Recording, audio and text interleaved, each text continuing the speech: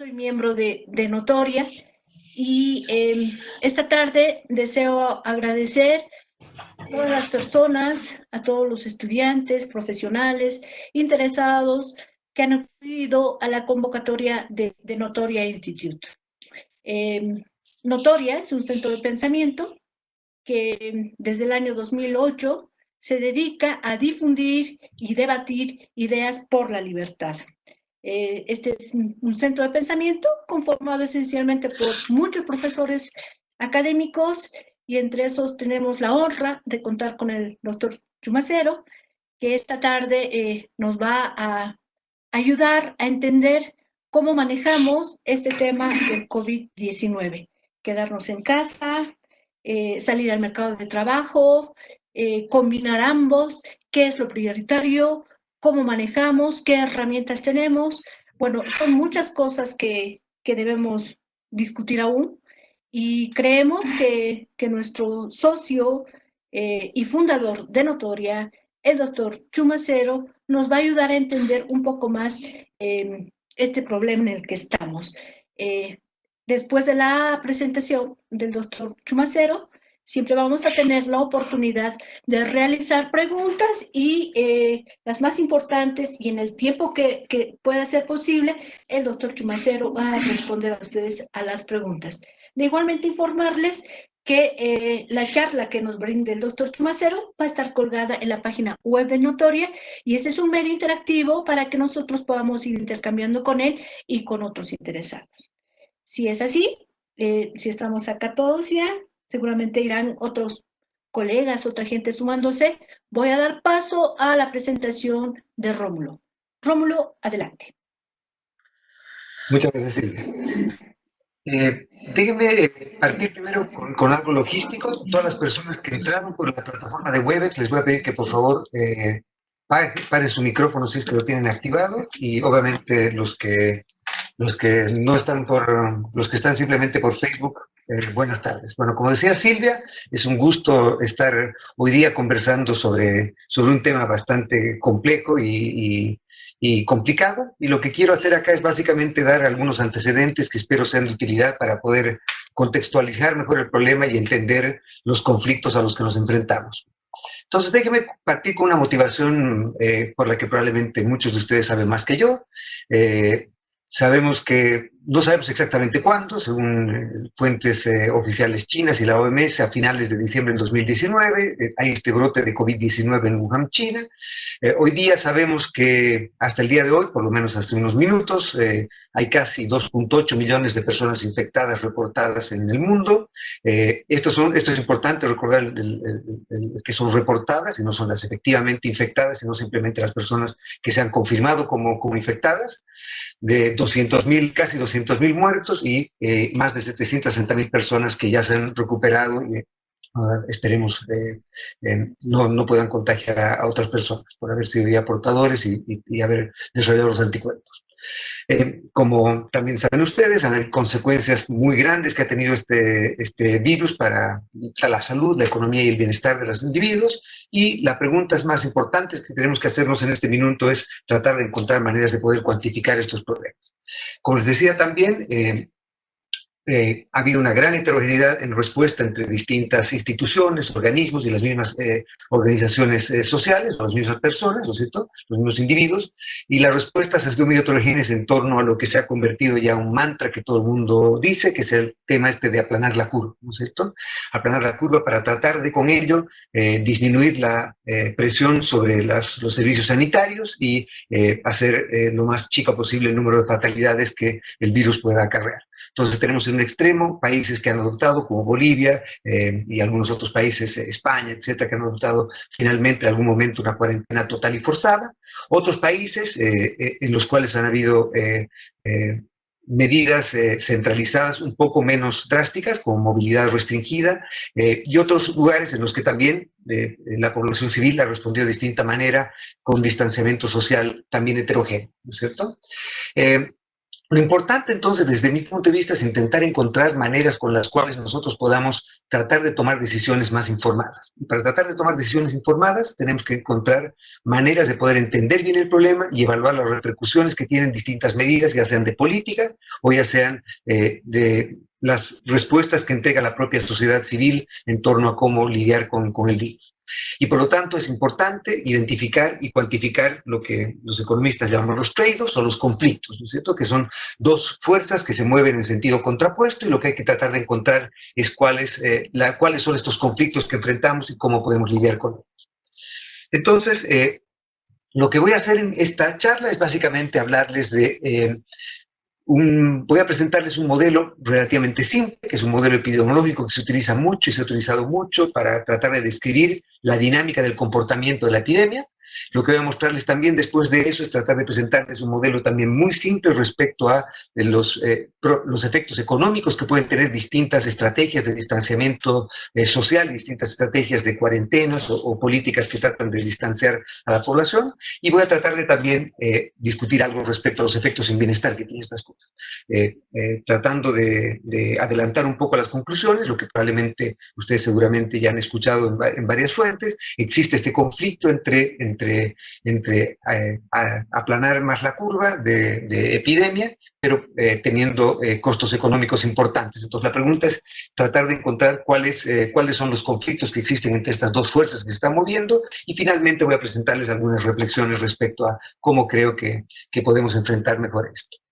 Déjeme partir entonces tal vez tratando de contextualizar un poco la manera en que los epidemiólogos han lidiado con este problema. El modelo que, curioso y tal vez humildemente, el modelo que utilizan los epidemiólogos para tratar de describir las características de cómo se está comportando este virus, tiene una data de aproximadamente casi un siglo. O sea, el modelo que se utiliza es un modelo que nació hace aproximadamente un siglo. Y este es un modelo bastante simple. Lo que trata de hacer es tratar de modelar el comportamiento dependiendo de cómo se modele esto, entre 3 y 4 tipos de estados en los que cualquier persona puede estar en cualquier momento. Entonces, el modelo más popular es el que se llama el modelo SIR. Este modelo SIR lo que trata de hacer es justamente describir este comportamiento. La primera S viene por las personas que son susceptibles, es decir, personas que son sanas, pero que todavía no han sido infectadas por el virus. La I viene por personas que han sido infectadas. Y la R viene por las personas que, después de haber sido infectadas, han sido recuperadas. También hay una distinción entre modelos que permiten y no permiten que hayan, por ejemplo, nacimientos y muertes fruto de la enfermedad, y estos son los modelos que se llaman de dinámica vital. Existen otras variantes modelos que lo que hace también es colocar una etapa intermedia entre la persona que está sana y la persona que finalmente acaba infectada, que es la persona que está expuesta al virus, y con cierta probabilidad la persona puede o no ser infectada. Lo que ocurre con este tipo de modelos es que son relativamente simples y, como vamos a ver, bastante rígidos para tratar de caracterizar las consecuencias de la dinámica que va a tener una determinada epidemia. Y vamos a discutir también algunas de las condiciones para que se pueda describir algo como una epidemia. Pero obviamente también lo que va a ocurrir es que este modelo, siendo simple, es relativamente elegante en el sentido que son pocos parámetros, en general 2, tal vez hasta 3 parámetros, que son los que van a determinar toda la trayectoria que puede tener esta epidemia. Y por lo tanto, entender o tratar de cuantificar, identificar bien cómo se mueven estos parámetros y a qué se deben estos parámetros, y como sociedad civil podemos afectarlos y las políticas públicas pueden afectarlos, es muy importante para tratar de entender cuál va a ser la dinámica e importancia que puede tener esta enfermedad o este virus, ¿ok?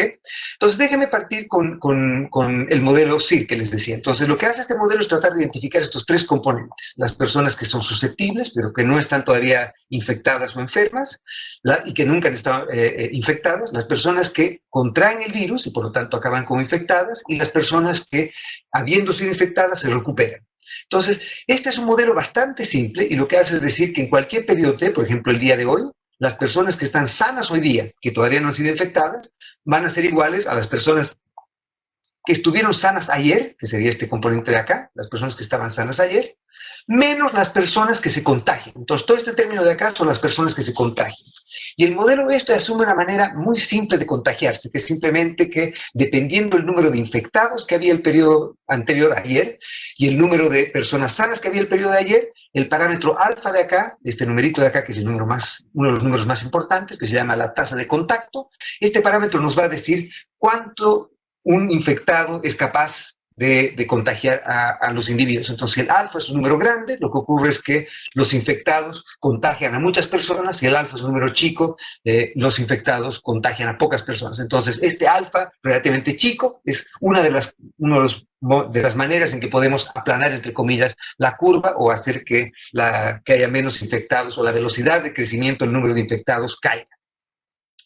Con eso entonces estamos con cómo se mueve el número de personas susceptibles. Esto es simple. Luego vamos con el número de personas que son infectadas. El número de personas que son infectadas entonces es también, tiene una dinámica bastante simple también. Las personas infectadas hoy día son las personas infectadas de ayer, ¿sí? Más se suman las personas que no estaban, que eran sanas ayer, pero que fueron infectadas. Las personas que estaban justamente en la parte de la ecuación 1, que fueron las que se infectaron hoy día, ¿no es cierto? Y a su vez lo que vamos a hacer es sacar de la población infectada aquella población que se recuperó. Y lo que hacemos entonces es que asumir este parámetro gamma, lo vamos a llamar la tasa de remoción o la tasa de recuperación o la tasa en la que las personas se sanan. Entonces, si es que nosotros consiguiésemos que, por ejemplo, este gamma aumentase, entonces lo que estamos haciendo es que es menor el tiempo que las personas van a estar infectadas y además ser potencialmente contagiar a otras personas. ¿Sí? Acá asumimos que una vez que la persona ha salido de la infección y por lo tanto removida de la parte de la infección, esta persona no puede contagiar a las demás, que asume que tiene este tipo de inmunidad luego de haber hecho esto, que además no es contagioso. Y finalmente entonces, la última parte es simplemente describir cómo se mueven estos recuperados. Entonces, los recuperados hoy día, o la gente que estuvo infectada pero que ya no está infectada, es la gente que estuvo infectada ayer, más la gente que se curó, entre comillas, de ayer, ¿no es cierto? Y con eso, como ven, estamos listos y con eso describimos la dinámica de estas tres variables. Y por lo tanto, si asumimos que, por ejemplo, no hay mortalidad, entonces la población total, que es N, va a ser simplemente la suma entre la gente que todavía no ha sido infectada, la gente sana, la gente que hoy día está infectada, y la gente que algún día estuvo infectada, pero que ya se recuperó. Y por eso es que este modelo se llama el modelo SIL, ¿no es cierto? El modelo SIL. Y entonces, la idea básica es que con este modelo, y como ven acá, lo único que necesitamos para ver las características y cómo se va a mover este modelo es simplemente ver cómo se comporta el parámetro alfa, que es el parámetro de contacto, y el parámetro gamma, que es el parámetro de remoción. Si es que sabemos cómo se comportan estos parámetros, vamos a poder describir el comportamiento de esta epidemia. Y para que sea epidemia, se define una variable que llamamos R chistosa, la epidemiólogos la llaman R sub 0, y esta variable R sub 0, este parámetro R sub 0, lo que hace es decirme si es que cuán virulenta o cuán agresiva es esta epidemia. Y entonces, por ejemplo, asumiendo que partimos con un número relativamente chico de personas infectadas, digamos una persona, y asumimos que hay muchas personas en la población, varios millones de personas, cientos de miles de personas, entonces este S sub 0, que sería el número inicial de personas sanas, va a ser aproximadamente igual al N, y por lo tanto, este R de acá va a ser simplemente la razón entre alfa y gamma. Y alfa hemos dicho que era la tasa de contacto, gamma era la tasa de remoción. Por lo tanto, entonces, lo que estamos diciendo es que va a haber una epidemia si es que alfa es mayor que gamma. O lo que es lo mismo, si es que este R chistosa es mayor que 1. ¿Por qué? Porque estamos diciendo que la velocidad a la que la gente se contacta o se contagia es mayor que la velocidad a la que la gente que ya estaba infectada se sana o se recupera. Y por lo tanto, cuando alfa es mayor que gamma, vamos a tener una epidemia. Si es que alfa es menor que gamma, o si es que este R sub 0 es menor que 1, lo que va a ocurrir es que esto no va a ser una epidemia, porque lo que va a ocurrir es que la población infectada va a ir decayendo rápidamente. ¿Ok? Y por lo tanto, entonces, cuando estamos diciendo que pasamos el pico de la curva o el techo de la curva, estamos en el punto en el que este R ya ha empezado a hacerse negativo, menor que 1, y por lo tanto hacer que haya más recuperados que infectados en cada periodo. ¿Okay? Bien, entonces al final del día, este es así de simple el modelo. Simplemente si yo conociese alfa, si yo conociese gamma, me dicen hay tantos millones de personas en Bolivia y habían 2 personas infectadas, el señor de Oruro o la señora de Oruro y el señor de Santa Cruz, por decir algo, que son los primeros infectados en Bolivia.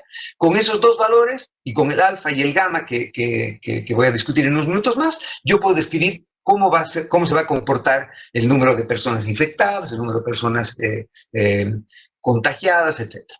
Y una cosa que podríamos hacer es, por ejemplo, incluir muertes en el modelo, incluir que el modelo tenga fatalidades. Se puede hacer eso. Yo no he querido hacerlo en esta versión de acá, pero mis resultados sí incluyen probabilidades de muerte. Y lo que va a ocurrir en términos matemáticos, por lo menos, es que la dinámica no va a ser demasiado distinta. Obviamente van a haber consecuencias humanas y trágicas de que ocurran muertes fruto de la epidemia, pero en términos de entender a grandes brochazos el problema, no es necesario incluirlo, por lo menos en esta parte, para la descripción.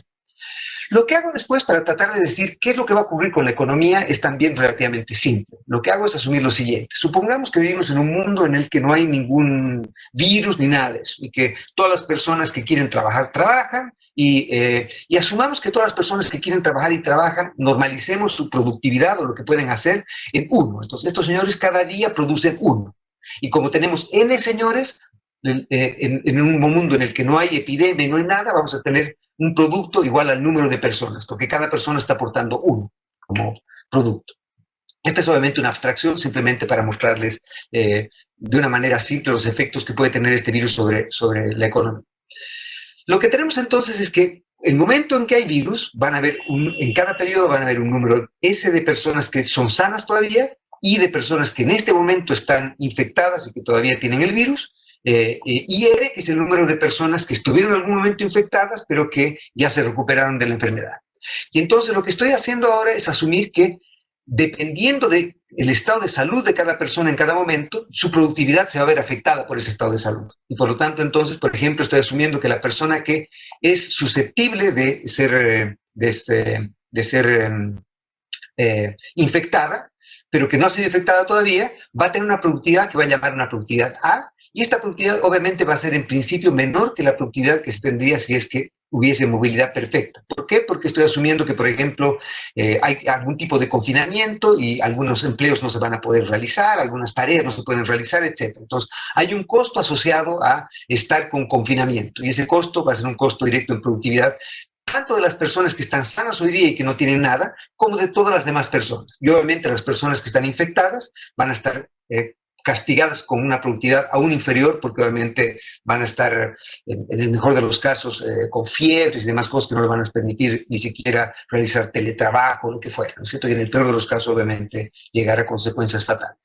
Entonces, lo que hago con eso es simplemente, teniendo una idea de cómo se comportan cada una de las variables S, I y R, lo que puedo hacer después es describir cuál va a ser el comportamiento del producto y el ingreso per cápita en esta economía, dependiendo de distintas políticas de confinamiento. Y obviamente lo que quiero hacer de énfasis acá es que si es que, por ejemplo, hacemos una política de cuarentena total, obviamente eso va a tener mucho mayor impacto en términos de, por ejemplo, la productividad de las personas que están sanas y que no pueden ir a trabajar porque tienen que teletrabajar o definitivamente no trabajan nada y están en la casa, ¿no es cierto? Porque no pueden realizar sus labores. Entonces, obviamente va a haber un costo asociado a eso, y cada política que nosotros hagamos o cada manera en que nosotros cambiemos la tasa de contacto y la tasa de remoción van a afectar a la productividad de los individuos. Lo que hago después de eso es simplemente hacer un ejercicio muy, muy simple. El ejercicio simple es hacer un ejercicio que en economía llamamos la devaluación del costo en bienestar, y lo que hace este costo en bienestar es simplemente comparar el ingreso per cápita o la utilidad de las personas en distintos tipos de escenarios. Entonces, lo que estoy haciendo, por ejemplo, es comparar cuál es la utilidad de las personas en, por ejemplo, un año. Entonces, lo que hago es descuento la función de utilidad en un año de consumos de las personas, asumiendo en primer lugar, como mi escenario marco principal, el que no hay virus, o no hay contagio, no hay nada, y que por lo tanto el producto es igual a 1. Y por otro lado, el producto per cápita es igual a 1, y por otro lado, distintos escenarios en los cuales las personas pueden tener pueden verse contagiadas y demás cosas. Entonces, dependiendo de cuántas personas estén en cada estado, cuántas personas están sanas, cuántas personas están infectadas y cuántas personas están recuperadas, eso va a hacer que va a afectar la producción de cada persona, y el individuo representativo, entre comillas, también va a verse afectado por eso. Entonces, lo que hago finalmente es comparar cómo se vería la utilidad de las personas tomando en cuenta la productividad y tomando en cuenta el estado de salud que tienen. Y obviamente, en uno de los casos, por ejemplo, penalizo de la función de utilidad el que haya personas que estén enfermas, como que obviamente es un mal que las personas estén enfermas, y no solo estoy penalizando el efecto directo en la economía, sino también estoy penalizando el efecto indirecto sobre el estado de salud de las personas. En una versión que la que estoy trabajando ahora, también estoy incluyendo una penalidad adicional que contabiliza a las personas que fallecen. Entonces, obviamente, eso también es un costo para la sociedad y eso también tiene que tomarse en cuenta para hacer estos cálculos en bienestar. Entonces, se puede hacer esta valoración económica de muertes, entre comillas, y puede incorporarse esto en el estudio. ¿Ok? Bien, lo que hago después de eso entonces es simplemente calibro el modelo para distintos escenarios de confinamiento y lo que hago después es evaluar cómo estos escenarios de confinamiento se transforman en distinto nivel de actividad y distinto bienestar de los individuos. Y con eso entonces tenemos una manera en la cual podemos de una manera relativamente natural poder evaluar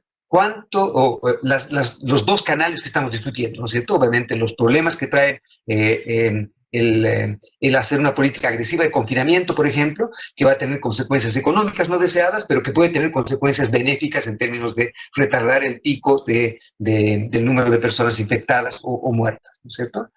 Y por lo tanto, entonces, lo que hago en este caso es simplemente asumir tres escenarios. Un escenario que llamo el escenario de alto contacto o de, por ejemplo, bajo distanciamiento, que sería un escenario en el cual, por ejemplo, no hay confinamiento total, etcétera, o que las personas no siguen manteniendo un contacto relativamente grande.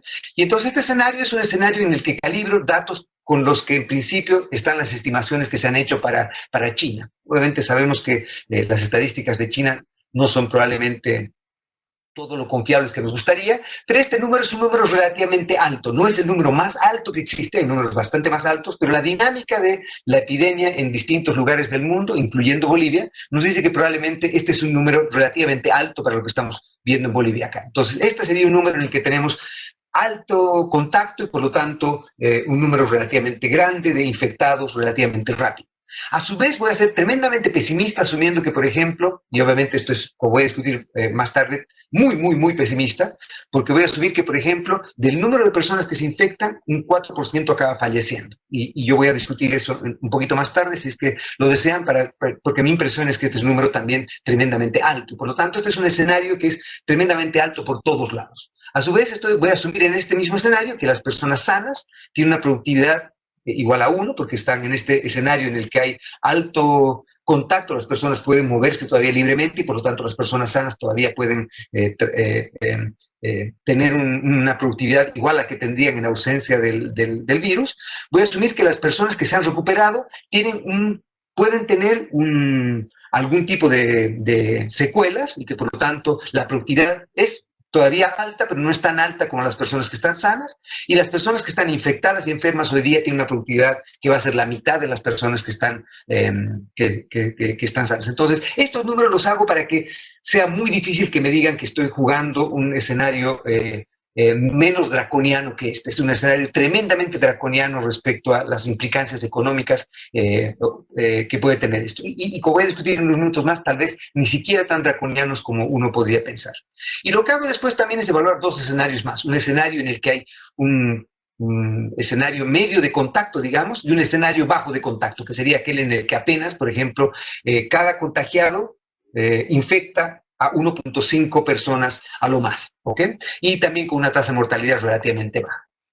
Y lo que voy a asumir en este escenario es que el costo económico de este escenario es relativamente bajo también en el sentido de que la productividad de las personas en este escenario va a ser apenas un 20% menor que en el escenario de contacto alto. Obviamente esto es por cualquier estimación que nosotros hagamos, es bastante optimista porque muy pocas actividades pueden ser fácilmente llevadas a trabajar desde la casa, a distancia, etc. Gran parte de las actividades no pueden hacerse de igual manera o de una manera tan efectiva en la casa y por lo tanto este es un escenario en el que estoy asumiendo que el costo económico no es tan grande como probablemente podría llegar a ser si utilizo estadísticas algo más realistas que lamentablemente todavía no tenemos. ¿Ok? Y lo que trato de hacer entonces es evaluar qué es lo que ocurría acá. Y la pregunta entonces es cómo se va a comportar la enfermedad si es que voy en un escenario de alto contacto, de un escenario de medio contacto y un escenario de bajo contacto. Y estos son los resultados, y probablemente los resultados más interesantes están en este segundo panel y en el tercer panel de acá y el cuarto panel de acá. Pero déjenme tratar de discutir algo respecto al segundo panel de acá. Y lo que tengo acá es, en la primera curva, la línea continua azul, lo que tengo sería la trayectoria o la dinámica en días de las personas que estarían actualmente infectadas o actualmente contagiadas. En este otro lugar tengo los nuevos contagios, serían los contagios diarios que tendría, y en este lugar tendría el número de muertes diarias, ¿ok? El porcentaje de muertes diarias respecto a la población. Como ven, entonces, esto es justamente lo que nos han dicho, que si es que nosotros limitamos el contacto, ya sea por decisiones propias de las personas o ya sea por políticas deliberadas de confinamiento, lo que vamos a encontrar es justamente que la curva se va a ir aplanando, ¿no es cierto? Y si vamos al escenario de muy bajo contacto, lo que va a ocurrir es que la curva se va a aplanar bastante más, el número de muertes va a ser bastante menor, el número de infectados en un día va a ser bastante menor y la presión al sistema sanitario va a ser bastante menor. Todo eso, hasta ahí estamos absolutamente de acuerdo. El único problema que probablemente no lo hemos visto bien cuando nos presentan este tipo de resultados son los numeritos que están en el eje de las X acá. ¿Cuánto tiempo tardaríamos en llegar hasta este punto de acá?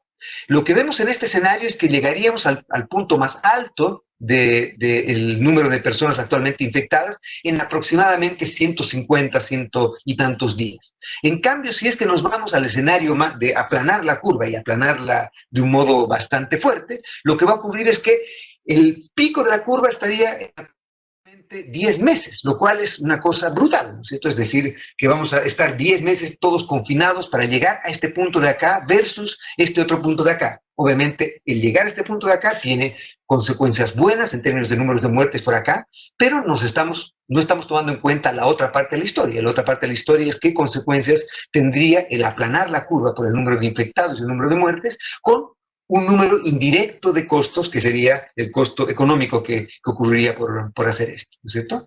Y lo que hago básicamente es justamente eso al final. Lo que hago es cuantificar cuáles podrían ser, de acuerdo a este escenario bastante estilizado, cuáles podrían ser los resultados que tendríamos bajo estos distintos escenarios. El escenario de alto contacto, entre comillas, o bajo confinamiento, el escenario de medio contacto, medio confinamiento, el escenario de bajo contacto y, por lo tanto, alto confinamiento. Y como ven, lo que encuentro acá, si es que uno fuese el caso en el que no hubiese habido nunca la pandemia, lo que encuentran es que obviamente lo que va a ocurrir es que el número de personas susceptibles es relativamente bajo hasta que empieza a crecer fuertemente el número de personas infectadas, llegando al pic, que habíamos dicho más o menos en el día 150, entre comillas, y teniendo un costo de aproximadamente unos 10 puntos de producto en el punto más bajo, ¿no es cierto? Y luego lo que va ocurriendo es que vamos recuperando relativamente rápido, porque una de las gracias de tener un alto contacto es que en principio, si es que no hay reincidencia, lo que ocurre es que se llega más rápido a lo que se llama la inmunidad comunitaria, que sería el hecho de que cuanto más gente finalmente salga de esta cosa y menos posibilidad de contacto tenga con los demás, o menos posibilidad de contagiar a los demás tenga, entonces más rápido también se sale. Entonces, obviamente, el problema es que llegamos muy rápido al pic, pero bajamos más rápido que si nos vamos por este punto de acá.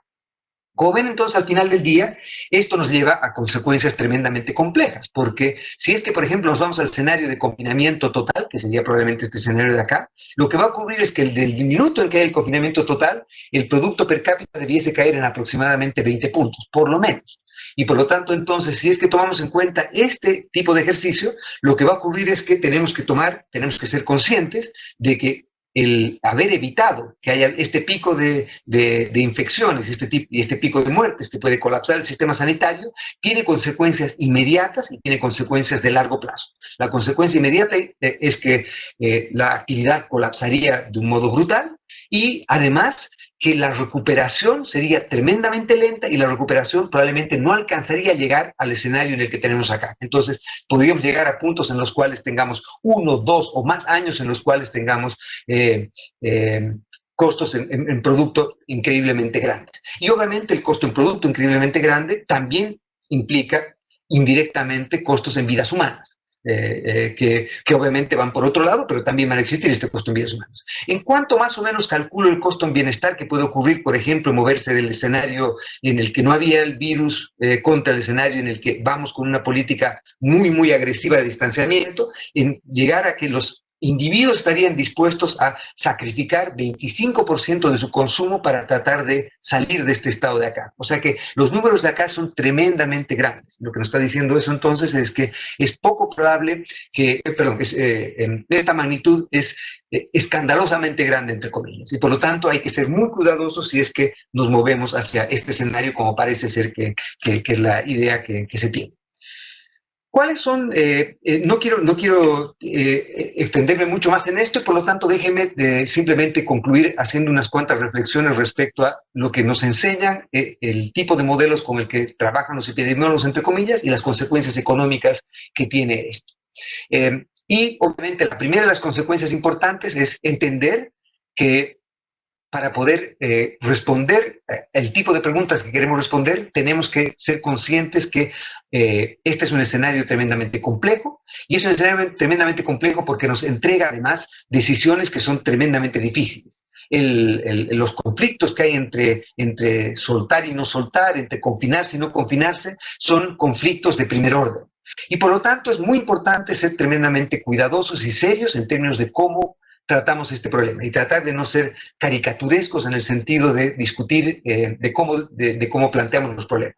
Las caricaturas más extremas están por un lado las personas que dicen que aquellos que quieren privilegiar la economía están dispuestos a que muera gente, obviamente a nadie le interesaría estar en una posición como esa, y por el otro lado tenemos el otro extremo que nos dice que las personas que quieren que haya confinamiento total no les interesa absolutamente nada las otras cosas, lo cual tampoco es correcto, ¿no es cierto? Porque sabemos que obviamente, y tenemos estadísticas de muchas cosas acá, una caída en el producto muy grande va a afectar fuertemente, fundamentalmente a la población más pobre, y van a tener consecuencias de salud y consecuencias de ingresos y consecuencias en educación y consecuencias de muchas otras cosas que pueden ser de magnitudes aún superiores a las del virus, y por lo tanto la parte más importante de esto es que siendo un problema tremendamente complejo, es crucial que tengamos la serenidad para poder evaluar con calma el tipo de conflictos que estamos enfrentando.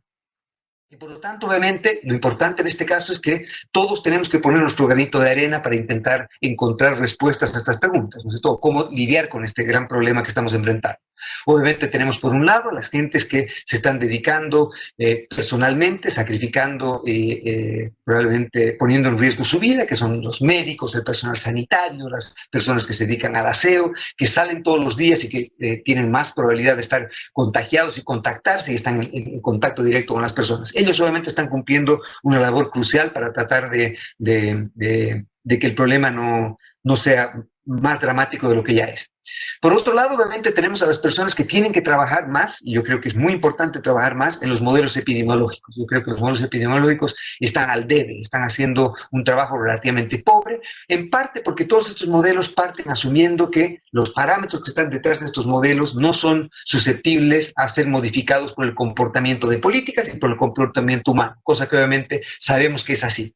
Sabemos que las políticas de distanciamiento o confinamiento y las propias decisiones de las personas de hacer su distanciamiento social van a tener efectos sobre la dinámica de comportamiento y la trayectoria de la infección, y por lo tanto tenemos que tomar en cuenta eso cuando hagamos nuestras estimaciones.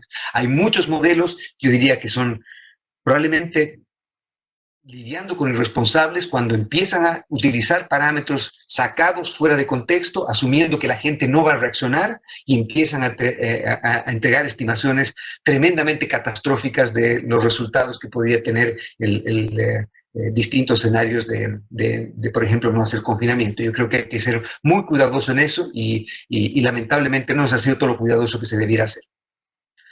El siguiente punto que también es importante es el de que obviamente no lo podemos hacer ni los economistas ni cientistas sociales, el que los científicos tienen que preocuparse de ojalá tener tests más rápidos y confiables, tratamientos más rápidos y confiables, y ojalá llegar a desarrollar vacunas que nos permitan resolver este problema más en el largo plazo. Al parecer, en el cortísimo plazo, la última parte de las vacunas no va a ser posible, pero las demás partes parece que están avanzando relativamente bien y hay bastantes noticias esperanzadoras por ese lado. Por el lado que nos toca a los economistas, o en un sentido más general, los cientistas sociales probablemente, es que tenemos que cumplir, yo diría, 3 roles importantes. El primero de ellos es que tenemos que ser tremendamente humildes en las cosas que nosotros hagamos y digamos. tenemos que entender que hay consecuencias humanas de primer orden y que hay decisiones vitales que se están adoptando y que el economista obviamente no está llamado a ser el que tome esas decisiones, afortunadamente, pero el economista tiene que ser la persona que sea valiente y sobrio y humilde en explicitar los conflictos que se enfrentan, en tratar de cuantificarlos, en presentar las consecuencias importantes que estos conflictos puedan tener. El siguiente punto que también yo creo que es crucial es que hay una diferencia entre el buen economista, lo llamo economista, pero podríamos llamarlo el buen cientista, entre comillas, y el mal cientista, el cientista social. El buen economista es aquel que, el mal economista es aquel que mira solamente las consecuencias obvias, abiertas, visibles de tomar o no tomar una decisión. En este ejemplo, por ejemplo, mira esta curvita y encuentra el número de muertos, el número de infectados, etcétera, etcétera, ¿no es cierto? Estas son las cosas que ven. Dada una política que se adopta o dada una estrategia de distanciamiento, uno observa una curva.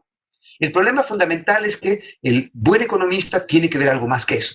Tiene que ver no solo esto, sino tiene que ver cuál es el comportamiento que se tendría con un contrafactual, es decir, qué ocurría si hiciésemos algo distinto, y además cuáles son las consecuencias, no solo en lo que vemos, sino también en lo que no vemos, que serían las consecuencias económicas, y las consecuencias económicas van a tener también consecuencias en vidas, ¿no es cierto?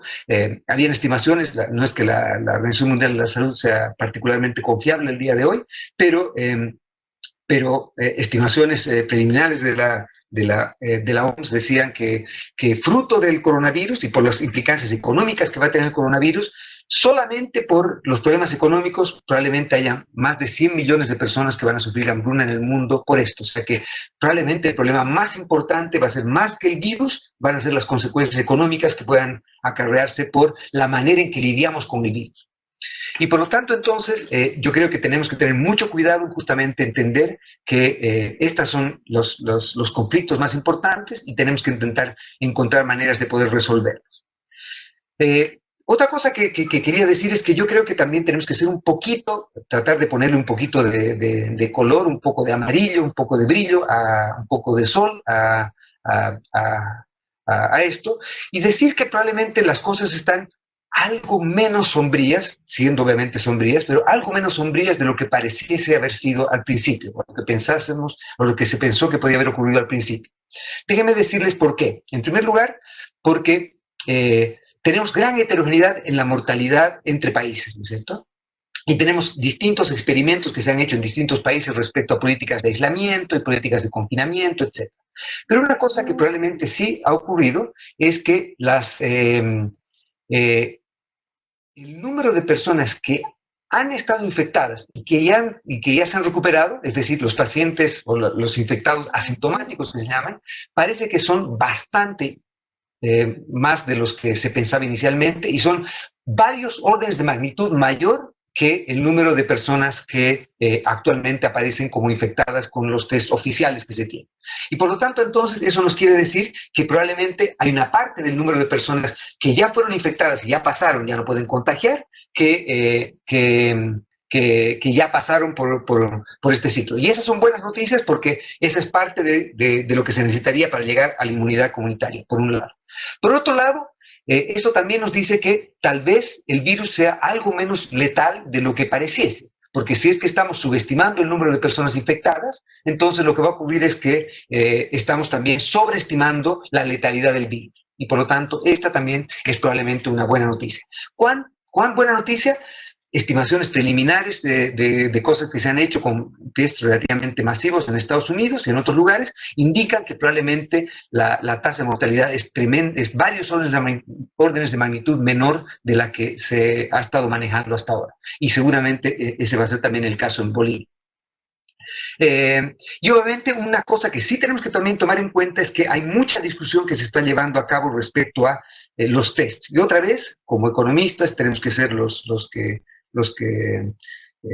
llevan las malas noticias a la fiesta. Si tuviésemos infinitos recursos y tuviésemos infinitas posibilidades de poder hacer test, obviamente hacer los test masivos donde fuera, a quien fuera que se mueva, etcétera, sería una estrategia obvia y razonable. Pero en un país pobre, en un país en el que además hay un exceso de demanda de estos test por todo el mundo, entonces tenemos que ser tremendamente cuidadosos respecto a ¿quiénes queremos que se hagan los tests, ¿no es cierto? Y queremos que vayan a los pacientes, a toda la población, a hacer un muestreo aleatorio para ver cómo está distribuida la población en estos distintos compartimentos, o solo vamos con los pacientes que tienen síntomas, etcétera. Yo creo que acá no se ha hecho el suficiente trabajo y hay mucha tela que contar, y yo creo que si están interesados podría darles algunas de mis ideas de qué podríamos hacer en este caso. Y hay que evitar también fundamentalmente tentaciones. Yo creo que hay tentaciones que son preocupantes respecto a la manera en que estamos intentando pensar sobre esto. Obviamente, el miedo es uno de los móviles más complejos, una de las sensaciones más complejas. No soy psicólogo ni mucho menos, pero entiendo que el miedo puede ser en un caso paralizante y en otros casos puede ser tremendamente complejo para mirar con perspectiva lo que está ocurriendo. Y una de las cosas que me preocupa es que el virus está generando tentaciones bastante grandes en términos de ceder responsabilidad, que debiese ser responsabilidad individual, a terceros, en general gobiernos o autoridades, ¿no es cierto? Yo creo que tenemos que ser muy cuidadosos en eso porque tenemos demasiados ejemplos cercanos y no tan cercanos de incompetencia y deshonestidad por un lado, y por otro lado, el que no se tiene la información adecuada y correcta para tomar decisiones por el otro. Aunque tengamos las mejores intenciones y no tenemos información razonable, podemos estar haciendo cosas que son tremendamente ineficientes y tremendamente costosas también, en términos económicos y en términos de vidas. Y por lo tanto, debiésemos tener mucho cuidado en delegar más poder del que hemos delegado ahora. Y esto es fundamental, ¿por qué? Porque yo creo que al final del día, cuando independientemente de la velocidad con la que el virus o la infección avance, al final del día lo que vamos a necesitar para poder recuperar nuestras economías y recuperarnos todos va a ser no más regulación, sino sino más bien mucha más flexibilidad. La libertad es la que debiese ser la mejor respuesta a la escasez. Por eso es que la tentación bastante obvia, pero bastante inútil y bastante tonta, si me preguntan, de, por ejemplo, colocar precios máximos o precios techo a algunos insumos esenciales, como mascarillas o como aparatos para respiradores, etcétera, lo que hace es que genera justamente las señales equivocadas en los momentos en los que teníamos que más bien estar haciendo que los recursos se movilicen hacia ese tipo de sectores.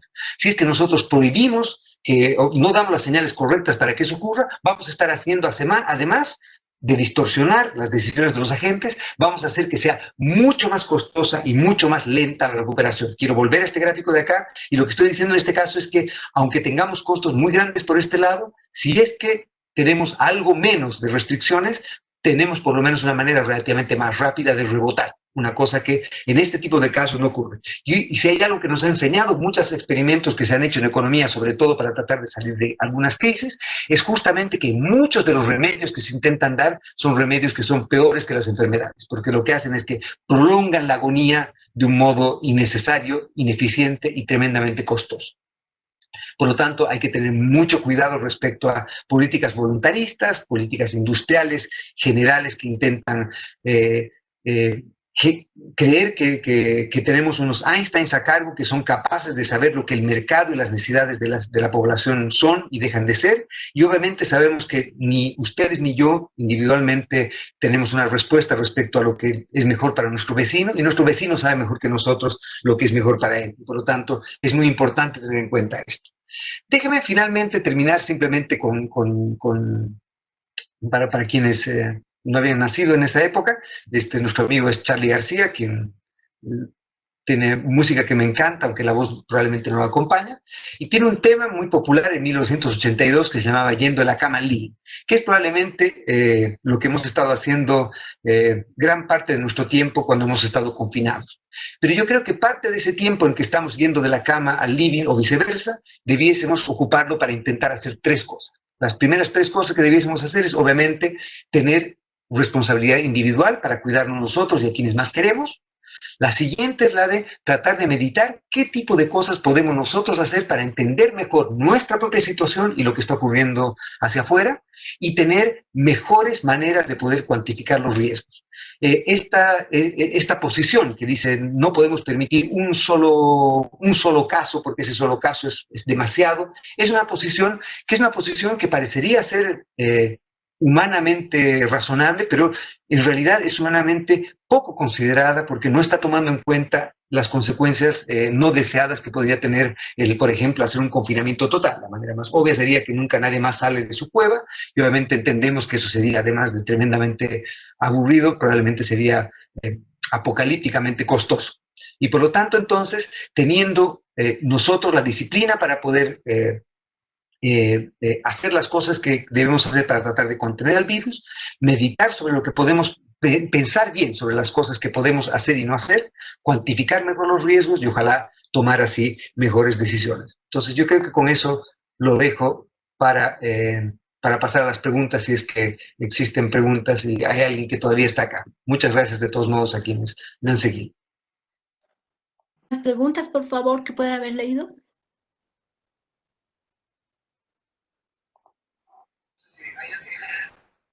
Sí, doctor, tenemos una pregunta de Enrique Solares que...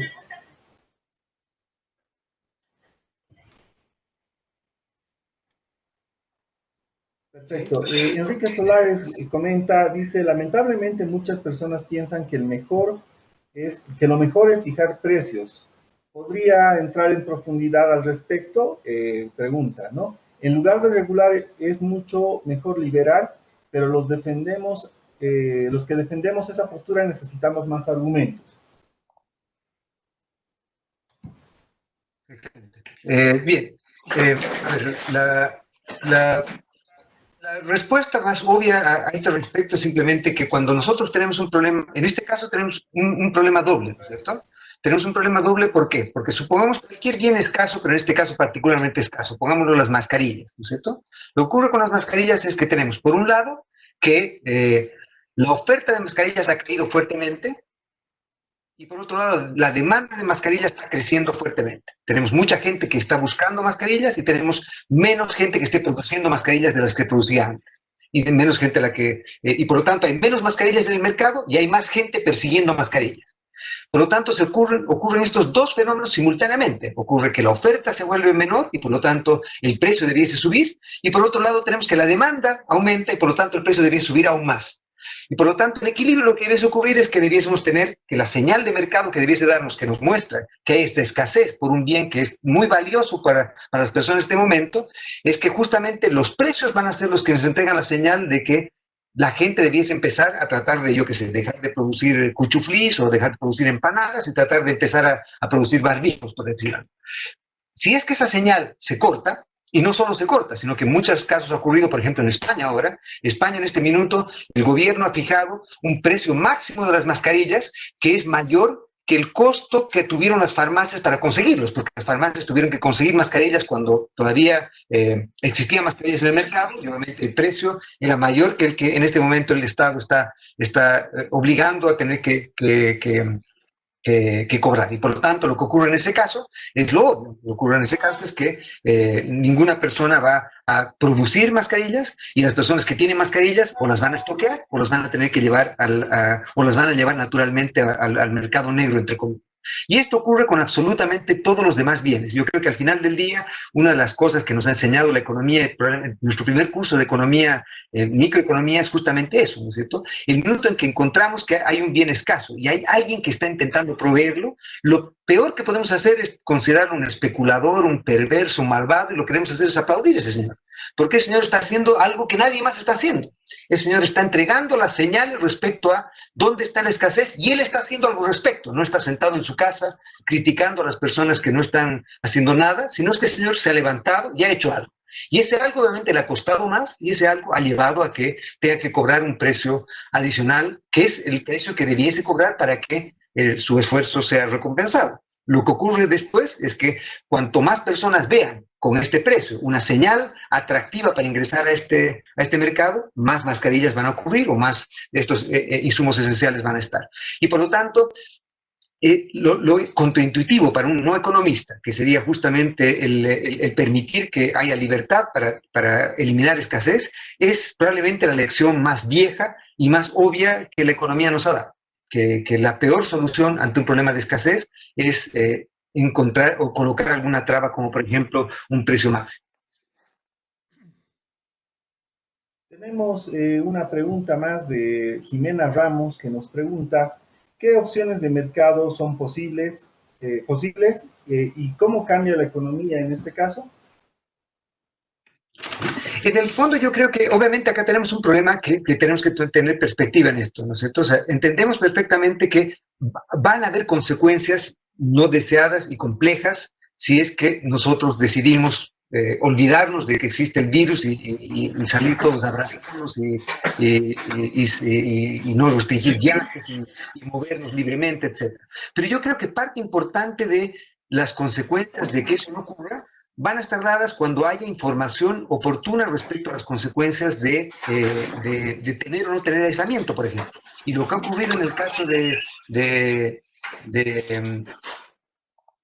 lo que ha ocurrido en el caso de muchos lugares en los cuales hay un confinamiento total es que obviamente van a haber consecuencias dramáticas en la economía y están empezando a haber consecuencias dramáticas y tremendamente dramáticas en la economía. Y esas consecuencias dramáticas en la economía van a tener consecuencias también en la salud de las personas y en la vida de las personas. Lo que quiero que quede claro acá es que el hacer algo, una política de confinamiento total, tiene también consecuencias vitales importantes y probablemente tanto o más importantes, probablemente mucho más importantes en términos de vidas humanas que las del propio virus. Y por lo tanto, es importante tomar en cuenta eso.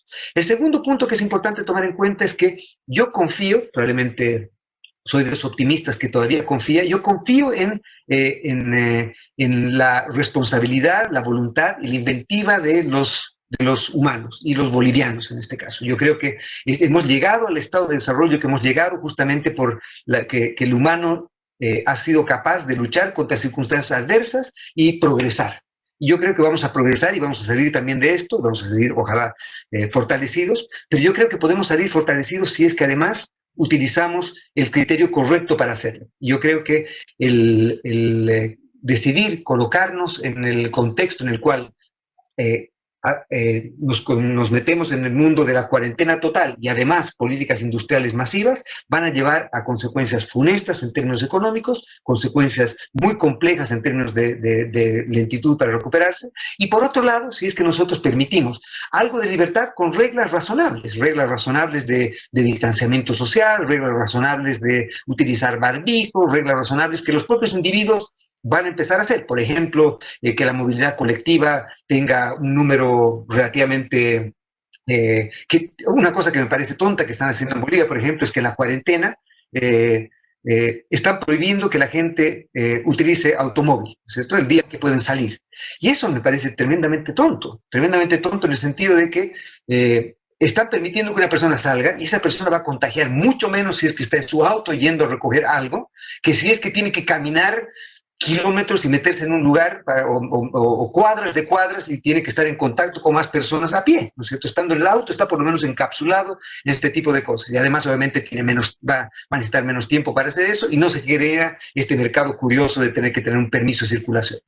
Pero si es que, por ejemplo, la movilidad colectiva se permitiese con algún tipo de aislamiento focalizado en los lugares donde hay más prevalencia de la infección, entonces yo creo que el propio mercado, y obviamente si no con alguna regulación mínima, puede conseguirse que haya algún tipo implícito de distanciamiento social mínimo, o sea, permitir que, por ejemplo, los microbuses no tengan más de X personas, y obviamente la solución de mercado para eso va a ser que la persona le va a ser más costoso, el microbusero le va a ser más costoso hacer eso, además es riesgoso hacer eso, el microbusero va a tener que, o el taxi o lo que fuera, va a tener que cobrar un precio algo mayor por hacerlo. Pero eso va a generar otra vez una señal positiva para decir que este es un mercado en el que probablemente vale la pena ingresar y yo creo que también puede generar algún tipo de incentivos a que algunos de los problemas que estamos viendo algunos de los problemas que estamos viendo en términos de escasez y en términos de dificultades de la vida cotidiana se pueden ir aliviando si es que permitimos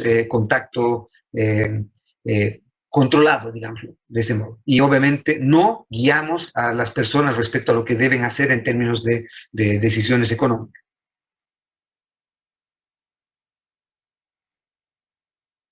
¿Hay algo más?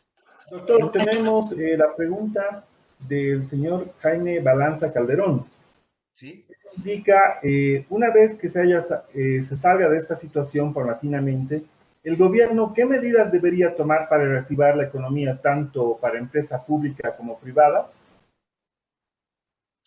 Bien, o sea, yo creo que esto es crucial porque parte importante de cómo vayamos a salir va a depender de lo que hacemos hoy día y de lo que hagamos después en el minuto en que estemos empezando a salir de esto. Y otra vez, yo creo que la experiencia es aplastante en este sentido, que si es que nosotros no otorgamos flexibilidad y no otorgamos más libertad, lo que va a ocurrir es que vamos a prolongar agonía. Y por lo tanto, el sector, nadie me ha preguntado, pero si me preguntasen alguna vez, obviamente lo primero que haría es decir, hagan lo posible por salir lo más rápido de cualquier intervención que hayan hecho y encuentren los mecanismos para facilitar que el sector privado y las personas y los individuos escojan la manera de definir su destino. Exactamente lo mismo que hubiese dicho antes de esto. Y por lo tanto, también en este caso, lo importante es que si quieren hacerse políticas fiscales, la política fiscal más compleja, porque es una política fiscal que otra vez el mal economista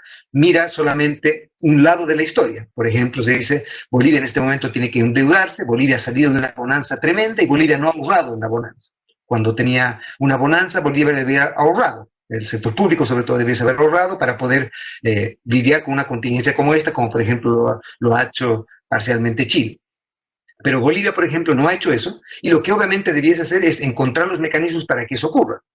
Pero la manera más obvia de lidiar con política fiscal, en este caso, si es que me preguntan por política fiscal, es que me parece que la peor manera de poder lidiar con esto es, primero, asumir que la deuda que vamos a tratar de conseguir por alguna parte va a tener que ser financiada con algo, y ese algo va a tener que ser, lamentablemente, impuesto futuro. A no ser que decidamos ser irresponsables y decidamos financiar esto inorgánicamente en el futuro.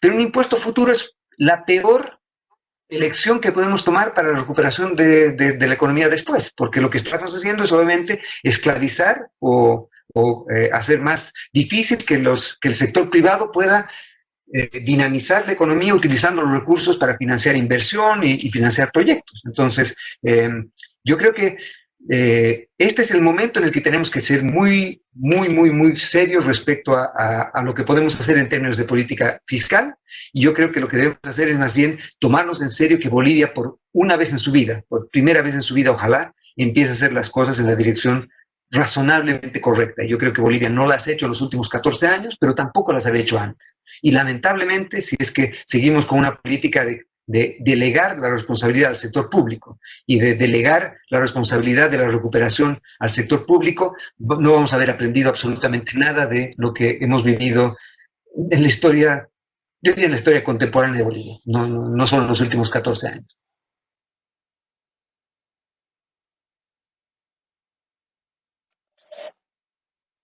Luis. Doctor, tenemos la pregunta de Ceci Montero. Usted que conoce bien la economía boliviana, ¿cuál sería su consejo en el equilibrio que debe considerar nuestro país entre salvar vidas y salvar la economía en términos de tiempo y de acciones a tomar?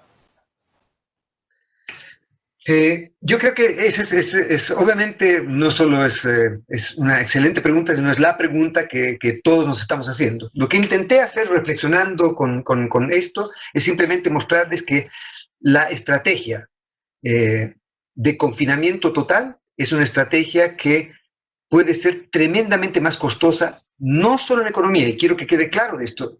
Toda mi conversación es una conversación que no estamos viendo. El minuto en que veíamos los gráficos de la caída del producto, no estamos viendo, pero el costo en vidas humanas, el costo en felicidad, el costo en bienestar, es tremendamente mayor si es que nosotros decidimos irnos por una política tan extrema como un confinamiento por meses de meses, que es lo que en algunos lugares se está proponiendo. Yo creo que para hacer eso tenemos que, primero, estar conscientes de que entendemos que estamos prefiriendo otro tipo de desgracias, y no la desgracia del coronavirus, pero tenemos que ser explícitos que va a ocurrir ese otro tipo de desgracias. Y no estoy hablando solamente de la desgracia de quiebras, no estoy hablando solamente de la desgracia de desempleo, no estoy hablando solamente de la desgracia de fuentes de trabajo perdidas, etc. Estoy hablando de las desgracias de vidas humanas perdidas también.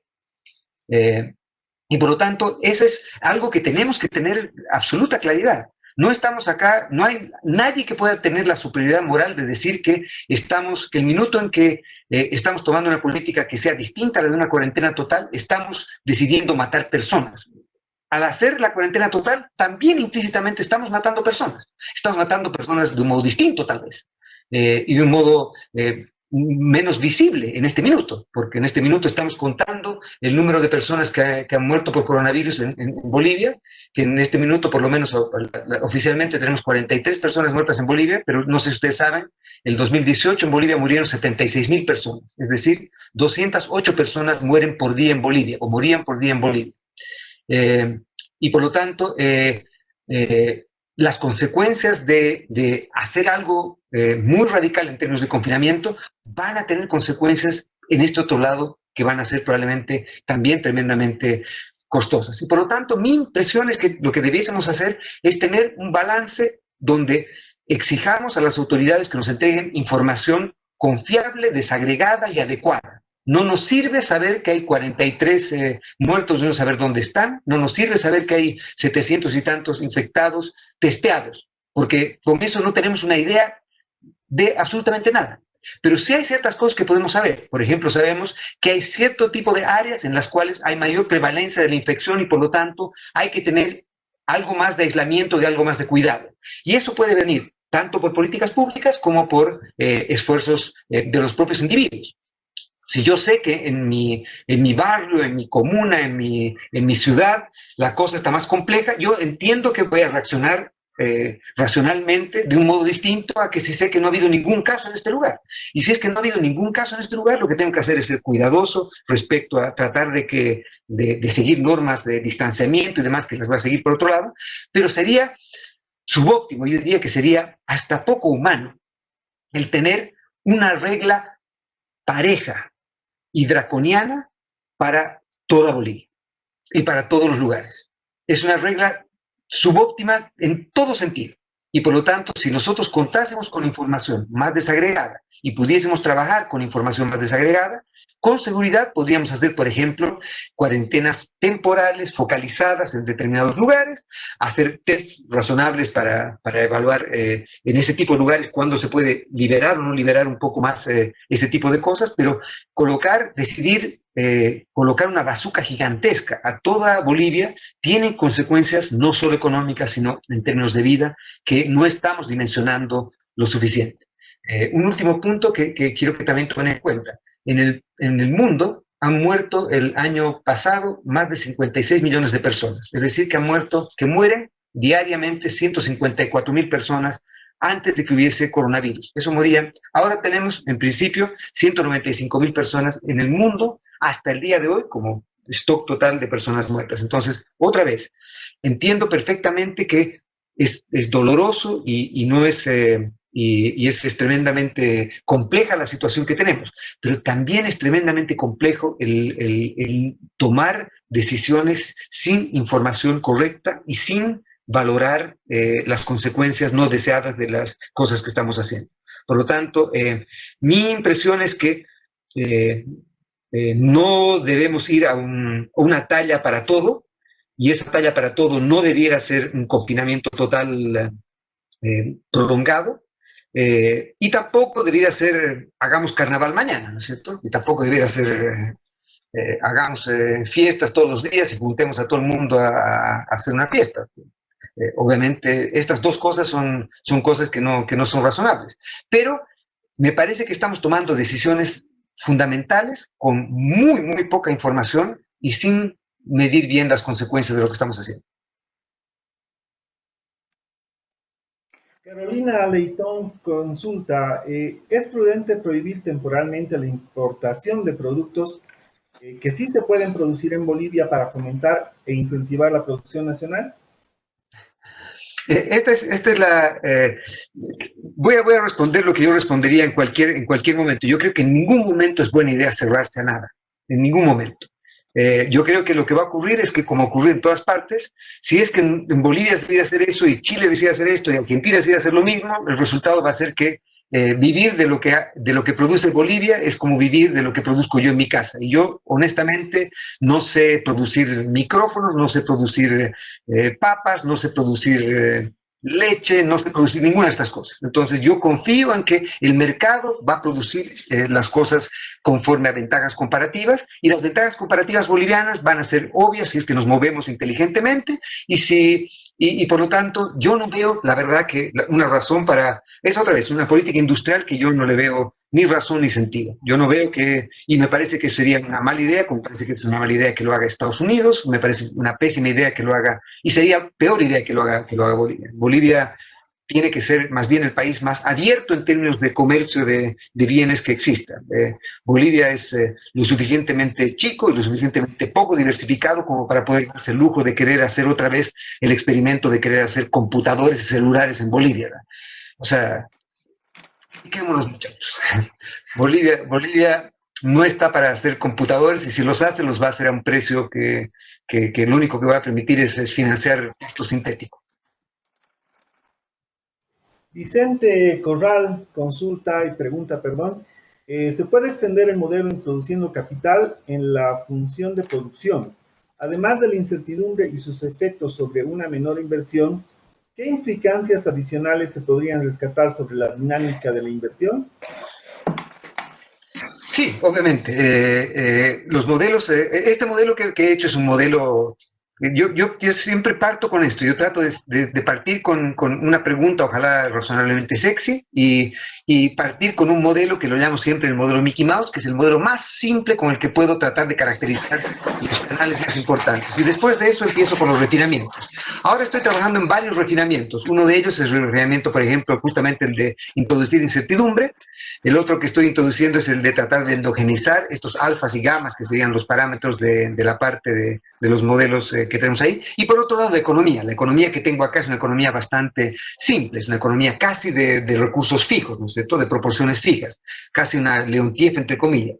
Y por lo tanto, entonces, lo que uno puede hacer es hacer el modelo dinámico y meter capital e inversión. ¿Qué va a ocurrir ahí? Bueno, lo que ocurre siempre, ¿no es cierto? Si el gráfico que ustedes han visto con producto era feo, la inversión se va a ver horrible, ¿no es cierto? O sea, porque las economías lo que hacen es claramente tratar de suavizar su trayectoria de consumo, y lo que hace cuando ocurre eso es que va a ser más volátil la inversión, y por lo tanto la inversión va a caer en un orden de magnitud mucho mayor que la que cae el producto, pero hay cierto juego que se puede hacer. El juego que se puede hacer es que una vez que uno introduce capital, en el modelo uno tiene la chance de poder complementariedad de sustitución entre capital y trabajo, y por lo tanto puede haber algo de historia que uno pueda contar por ese lado. Pero sí, hay otras cosas que se pueden hacer en el modelo y estoy trabajando en varias de ellas.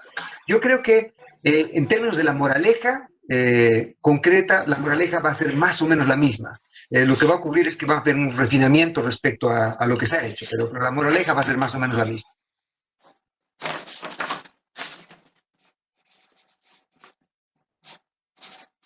Doctor, agradecemos las respuestas. Tenemos bastantes preguntas en lo que es el Facebook. Le rogaría, por favor, si tuviese tiempo para 2 preguntas más que serían las pendientes. Perfecto. Ok, 2 preguntas más. Así es. Alex K. Árdenas consulta, lo que usted sugiere es que el mercado salga o se adapte solo con un estímulo fiscal. Es una pregunta compleja en el sentido de que el estímulo fiscal implicaría algo parecido a, por ejemplo, desde mi punto de vista, lo que algunas personas llamarían estímulo fiscal, yo llamaría eliminar algunas distorsiones obvias. Yo creo que en Bolivia, sobre todo, hay 2 mercados que están, fundamentalmente el mercado laboral, que es un mercado que está tremendamente distorsionado, y que en este momento es el mercado que menos distorsión necesita.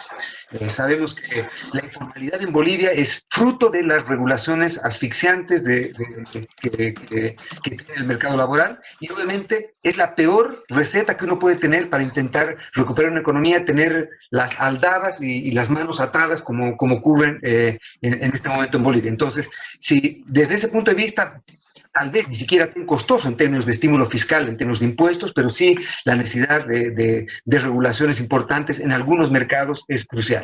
La otra cosa que es importante es que yo creo que todos tenemos que tener introspección para esto. Y tenemos que darnos cuenta de, independientemente de lo bien o mal que creamos que lo está haciendo un gobierno, independientemente de eso y por muy fanáticos que seamos por la posición política que tengamos, yo creo que tenemos que ser claros respecto a que los gobiernos, por muy bien intencionados que sean, son muy poco flexibles, primero, y conocen demasiado poco de mi vida y la de ustedes. Por lo tanto, esperar sentados a que algún Einstein en alguna institución gubernamental resuelva mi vida es una estrategia subóptima de cómo pasar mi tiempo. Yo creo que esta puede ser más bien una oportunidad para que, además de reconocer y fortalecer los vínculos sociales que estamos extrañando por el confinamiento y por el aislamiento, también tiene que ser una oportunidad para que empecemos a potenciar un poco más nuestras relaciones con el mercado, entre comillas. Tener un poquito menos de temor, un poquito menos de fobia, un poquito más de cariño. Un poquito más de cariño a nosotros como personas, diría yo, más que al mercado. El mercado suena tan impersonal y tan tonto, ¿no es cierto? El mercado somos todos, el mercado somos nosotros, el mercado somos todos y cada uno de nosotros tomando decisiones respecto a qué consumir y qué producir. Y por lo tanto, yo diría que sí, el fisco lo que tiene que hacer en este minuto es tratar de más bien encontrar las maneras de, por ejemplo, yo regalaría esta historia. El precio del petróleo, como sabemos, ha tenido hasta los shocks de demanda y de oferta simultáneos, ha caído y va a caer probablemente de una manera bastante fuerte. Yo creo que este es un excelente momento, y esto probablemente me quite cualquier tipo de popularidad acá, es un excelente momento para quitar el subsidio a los combustibles en Bolivia, que esclaviza parte importante del presupuesto de Bolivia, financiando al decil equivocado, que es la gente que tiene vehículos, ¿no es cierto? Y en este momento eso se va a ver como algo perfecto porque no va a tener un efecto muy importante sobre los precios, pero si es que, porque los precios van a ir cayendo, deberían ir cayendo internacionalmente, y este sería un momento en el que podríamos liberar este tipo de recursos para empezar a pensar en soluciones privadas imaginativas para otras cosas también. Mi respuesta, no tan corta en este sentido, entonces, es que yo soy tremendamente escéptico de los estímulos fiscales. Si es que estos estímulos fiscales no están aunados con una intervención casi psicológica del interventor que lo lleve a ser un poquito más humilde, a pensar un poco más en las consecuencias no deseadas de lo que hace y empezar a pensar un poco más en que probablemente sabe menos de lo que cree respecto a lo que es bueno para los individuos.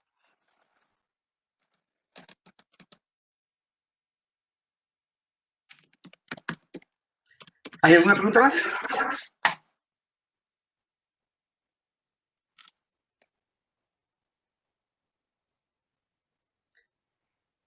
Muy bien. Parece ser que no.